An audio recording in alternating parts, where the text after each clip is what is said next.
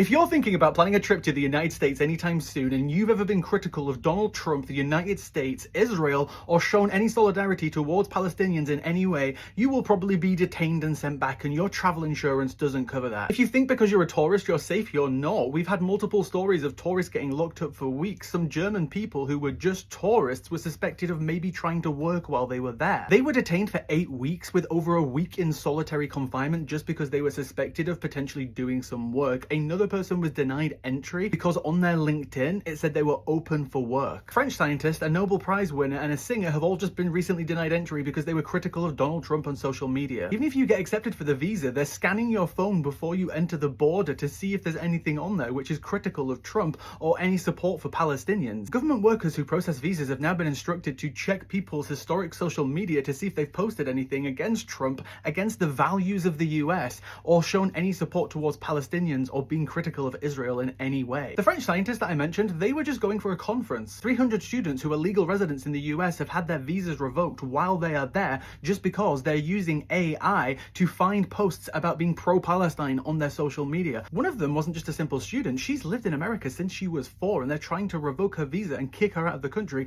just because she's pro-Palestine. There are immigration officers wearing masks rounding up people in the middle of the street, in the middle of the day. There are Israeli organizations, one of them which is seen as a fascist organization even in the state of Israel, who are scouring the internet using technology and AI to find people in the US who are not permanent residents, then passing the information onto the government to try and get them kicked out of the country. So yeah, don't bother going to the US anytime soon if you've ever said anything bad about the Orange Man or ever shown any support towards Palestinians in any way.